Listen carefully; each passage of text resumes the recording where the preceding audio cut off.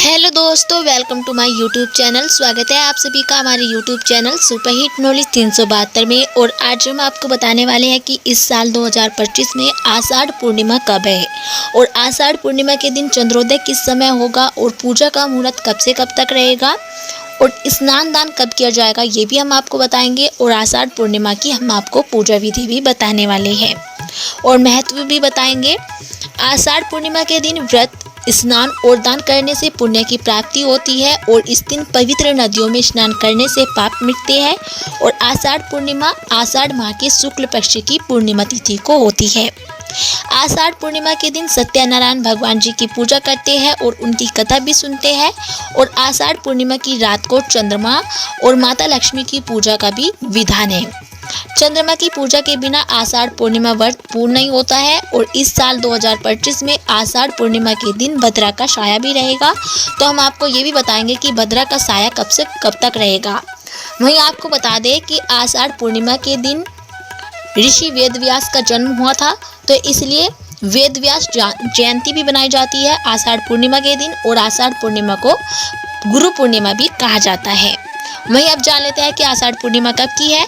दृक पंचांग के अनुसार इस साल 2025 में आषाढ़ माह के शुक्ल पक्ष की पूर्णिमा तिथि 10 जुलाई को 1:36 से शुरू होगी और वहीं इस तिथि का समापन 11 जुलाई को 2:06 पर होगा। उदय तिथि और चंद्रोदय समय के आधार पर आषाढ़ पूर्णिमा 10 जुलाई दिन गुरुवार को मनाई जाएगी और उस दिन गुरु पूर्णिमा भी है। वहीं अब जान लेते हैं कि आषाढ़ पूर्णिमा के दिन स्नान और दान कब किया जाएगा।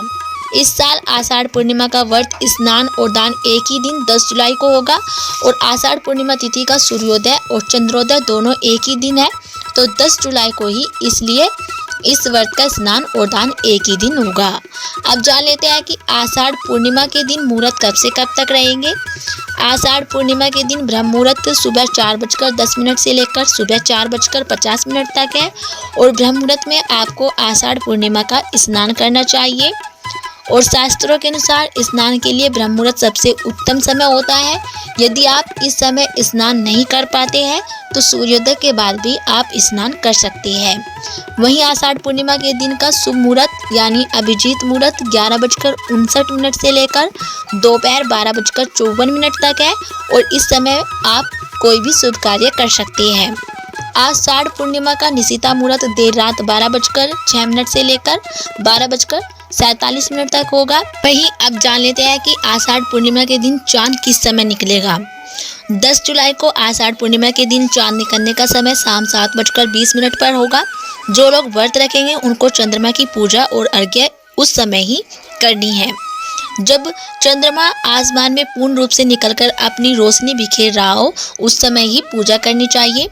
अब जान लेते हैं कि आषाढ़ पूर्णिमा के दिन भद्रा कब से कब तक रहेगी। आषाढ़ पूर्णिमा के दिन भद्रा का साया है, लेकिन यह पाताल लोक में है, तो उस दिन भद्रा सुबह 5:31 पर लगेगी जो दोपहर 1:55 तक रहेगी। पाताल की भद्रा का अशुभ प्रभाव नहीं होगा, इस पे आप पूजा पाठ कर सकती हैं। वहीं अब जान लेते हैं कि आषाढ़ पूर्णिमा का महत्व क्या होता है और फिर हम आपको बताएंगे कि आषाढ़ पूर्णिमा के दिन आपको पूजा किस प्रकार करनी है।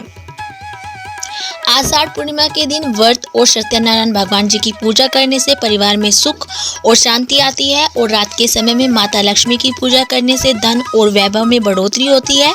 और वहीं चंद्रमा की पूजा करने से सुख समृद्धि बढ़ती है और साथ ही कुंडली का चंद्र दोष दूर होता है।